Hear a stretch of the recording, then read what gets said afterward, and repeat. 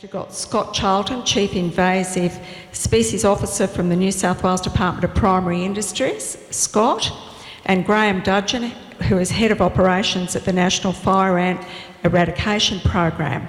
And of course, we have lots of DPI staff here. You might think we're small in numbers here tonight, but there has been 130 people through the pop-up that's been operating here all week. So there is information getting out there, which is very, very important. And it's a significant challenge, this, that we're facing with these red fire ants. They're a destructive pest, and they can really impact on our lifestyle and agriculture, on business and everything else. So we've got a role to play, whether we're members of our community or we're in business or whatever it is. We've got a very important role to educate ourselves and find out how to identify these and if you get bitten, what to do. So there's a lot to learn about these pests. Hopefully we can eradicate them sooner rather than later, and that they won't become a pest to us. So I'm going to hand over now. I think the early detection is the critical part, but it's great to have the guidance from the department here to come and inform us on what's happening. So my name's Scott Charlton. I'm from New South Wales Department of Primary Industries. I'll be co-presenting with Graeme Dudgeon here, who's from the national program, and I'd just like to point out this is a collaborative effort from a national program, and we as DPI have a distinct role as well, and we've been working hand in hand with Ballina Council as well. And it'd be remiss of me to say that this is a cross-government response with many other agencies involved as well, so it's been a great collaborative effort so far. So we're going to have some questions at the end, but I'll just sort of go through this presentation, so hold any thoughts that you might have.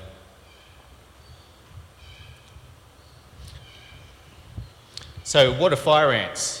Fire ants, you've probably heard a lot about them in the media. They are ants from South America originally, so they live in places where there's a lot of disturbance. They've thrived in Australia and other places around the world. They are established globally, so we are very lucky in Australia that we're still in the early stages of an incursion in southeast Queensland. But I must stress that we have eradicated fire ants previously in various places in Australia, including New South Wales. It's one of the world's most invasive pests. So for a start, we have to be on the lookout for fire ants. So just make this clear, and if you've got brochures, you can go to a website. Make sure you're familiar with the hotline number and the website, because that's probably one of the key messages today, that we need to be on the lookout for these species. Here's a video of the ants in a typical situation where an ant's nest is disturbed, and you can see the swarming of the ants coming out of there. So just to point out as well, there's many ant nests, mounds that you might encounter, but a typical sign to look for is there's no obvious entrance to the ant's nest. So fire ants have a big impact. So in Australia, it could potentially inhabit like 97% of the country. So people think that fire ants are probably just a tropical pest. However, they are actually successfully established in the Midwestern areas of United States, so in areas where they have snow. So it's not like we are just fortunate it's in a tropical area. They can move all over Australia. There's been some cost-benefit analysis done, and it's very detrimental to our economy. It's detrimental to householders. For instance, $36 million impact to human lifestyle.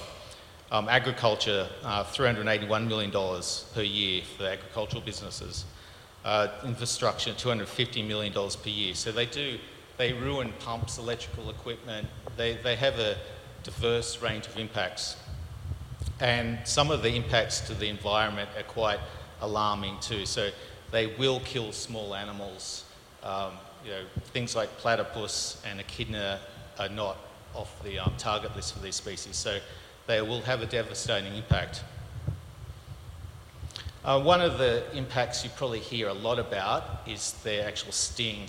Now, what happens is that they not only one ant will sting, but they put out a pheromone which attracts a lot of other ants. They attack en masse and repeatedly sting you. So that combined impact can cause a lot of pain. They highly rate in terms of the pain scale, but one of the probably more alarming things is the pustules that come up for weeks afterwards. So it's Graeme pointed out earlier today when we talked to council that the sensitivity to these injuries can sort of just build over time. So if we do let them get established and that we live with them, that's a thing that you might not be able to work in the outdoors to because of the impact from bites. And in fact, in America, people die every year from anaphylactic reactions to the ants. So one of the things to look out for is ants like these disturbed areas. So areas where there's lawn, newly established lawns in particular, areas where there's been disturbance. We've found them along curbs and guttering. They seem to like to put a nest where there's a concrete mass or an irrigation box or electrical equipment of the like. So one of the good things about them is that they don't particularly like undisturbed areas like natural bushland. That's not a favoured habitat of theirs. So if you get stung, the first aid advice is to put a cold compress on it to relieve the swelling and the pain. Wash the affected area with soap and water, take antihistamine, and you probably seek medical attention is pretty critical, but I would really encourage people, if you do feel you got stung by a fire ant, you'd also contact the DPI and report to the authorities as well. If someone's around, hopefully take some samples, but probably the most critical thing is get yourself to medical attention.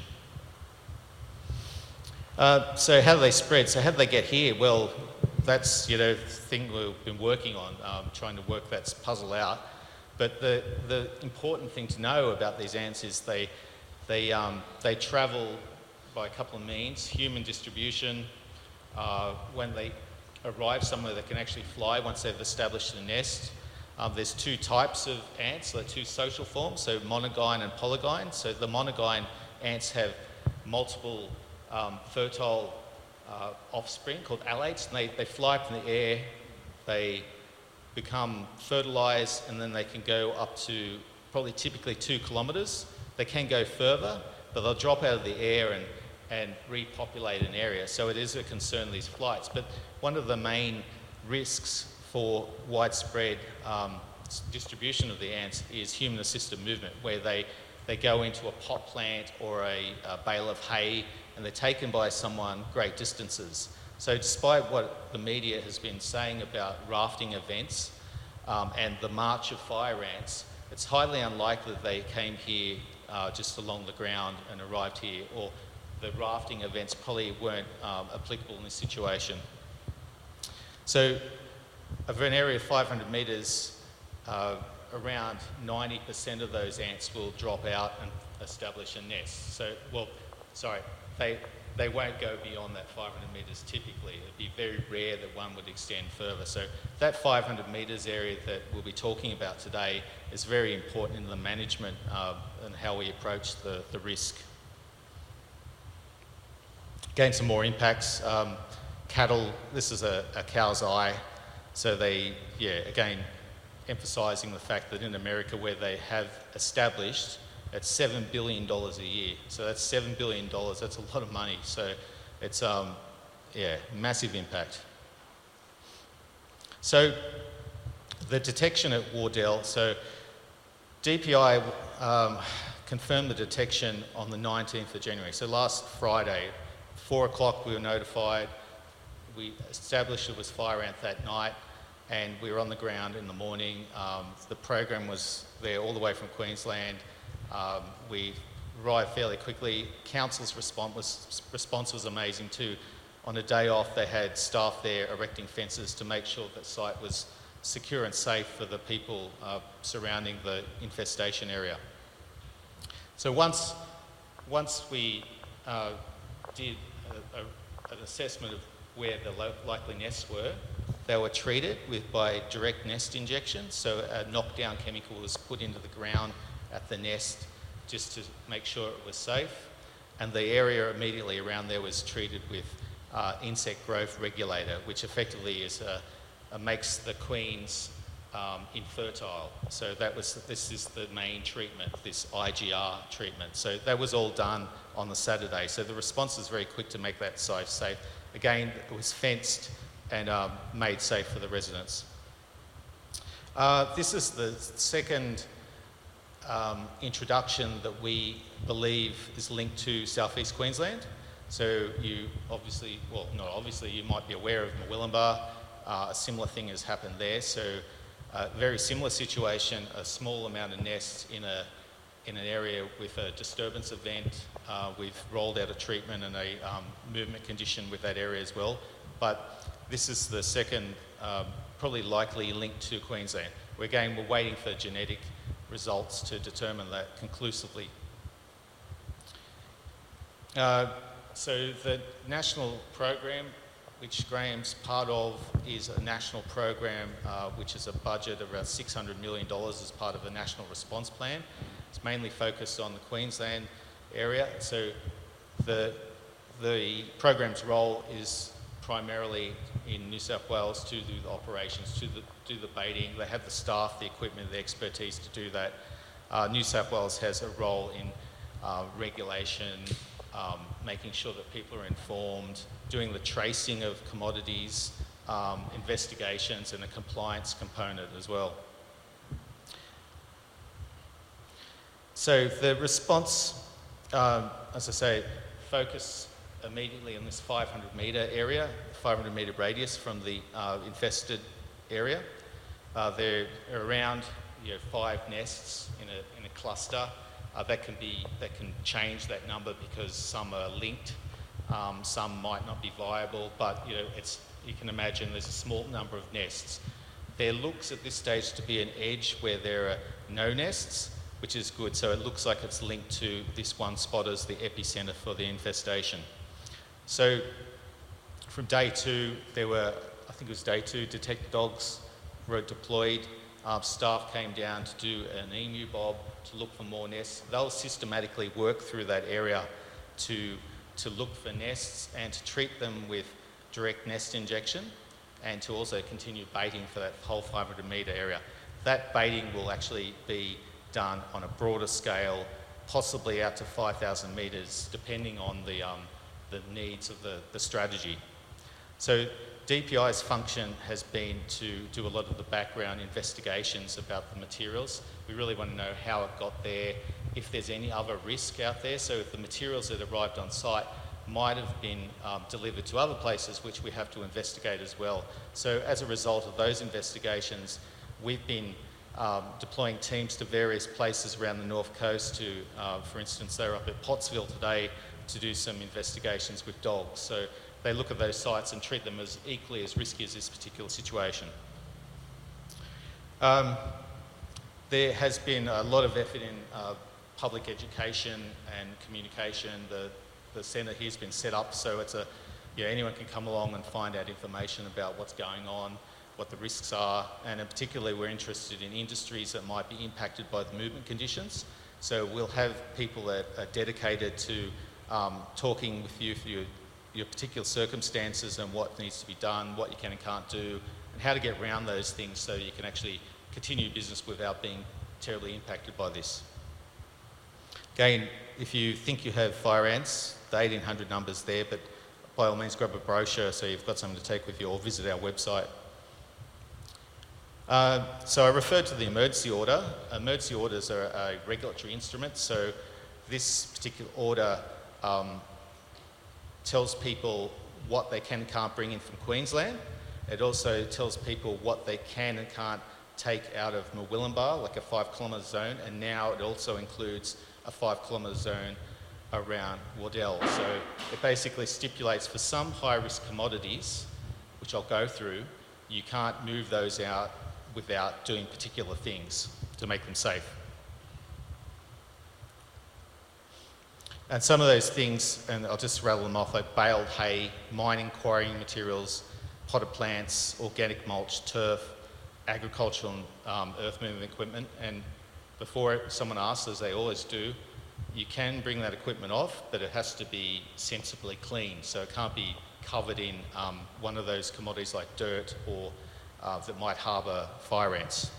And soil and anything with soil in it. So, you know, it's quantities of soil where the highest risk are. Things can be moved into the zone. It's not going to increase the risk unless you're bringing it from Queensland, from an infested area, and it can move around the zone.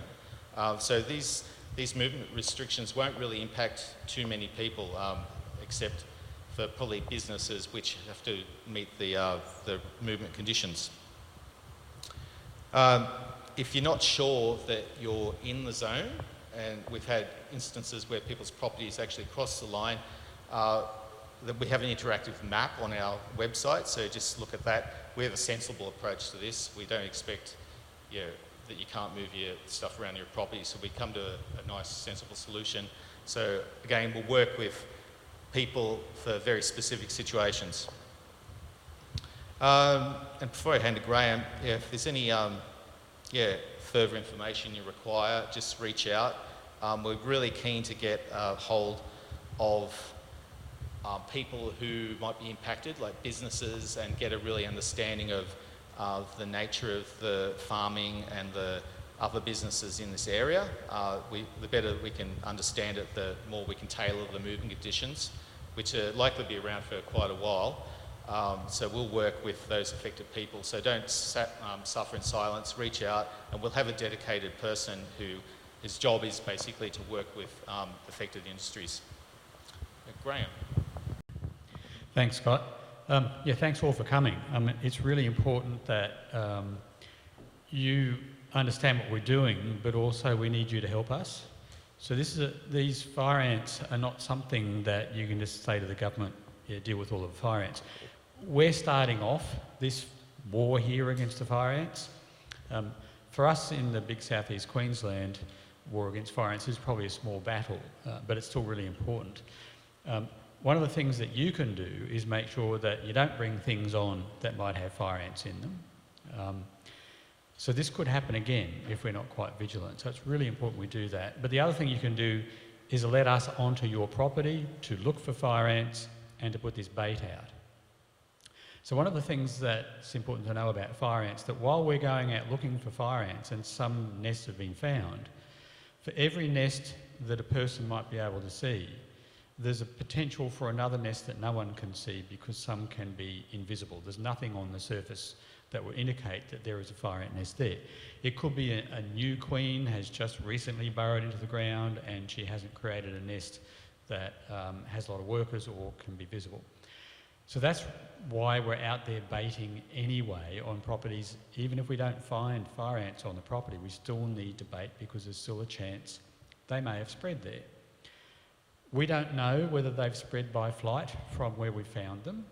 We did in one nest find these winged alates, so they're the young males and females, where the males fly up into the air and the females fly through them and get fertilised and then they fly on.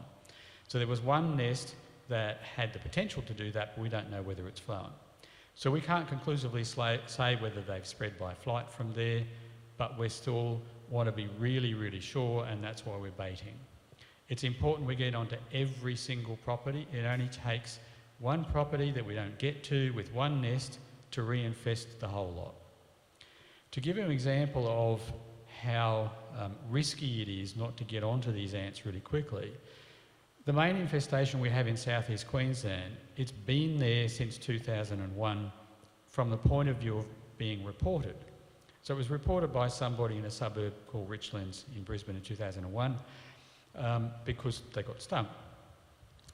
After that, the group that I'm part of, the beginnings of it, it went out and looked for fire ants. Found fire ant nests in 35,000 hectares. So what that told us was they'd been already in Brisbane for 10 years, no one had reported them, and they had spread a large distance, and that's why we're still fighting them, because we didn't get them at the beginning. We think we've got these at the beginning, and it's really important that we get on top of that and we make sure they don't spread anywhere.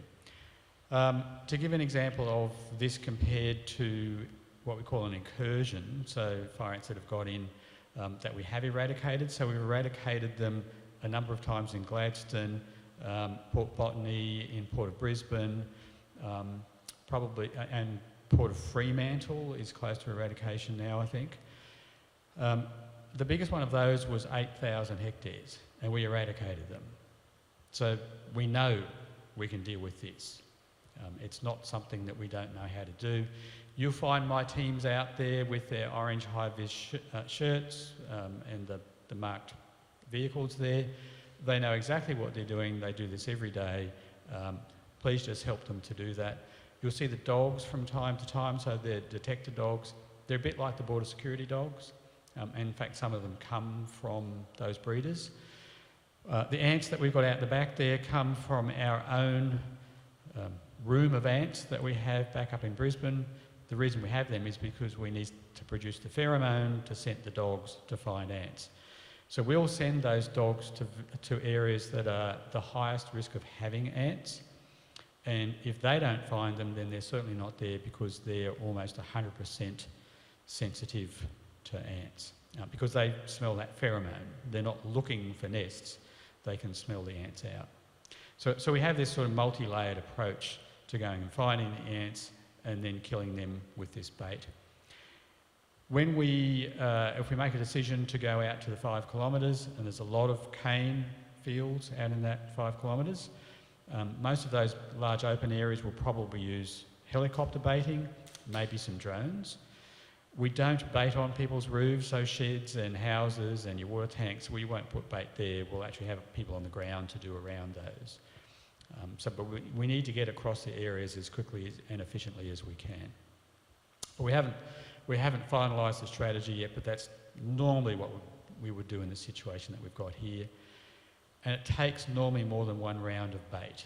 So the bait that we use, which is basically a corn grit with a canola or soy oil in it to attract the ants, it's got a very, very small amount of a thing called an insect growth regulator. It's not a poison, it's not a toxicant, it doesn't kill the ants at all.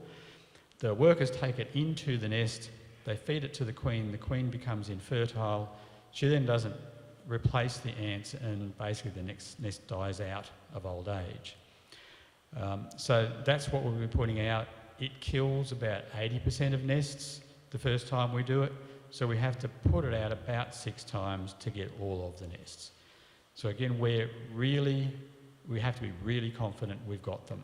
That's what eradication is about. We have to get rid of every last queen ant out there, and we've got a way to do that, which we're applying here for you and with you.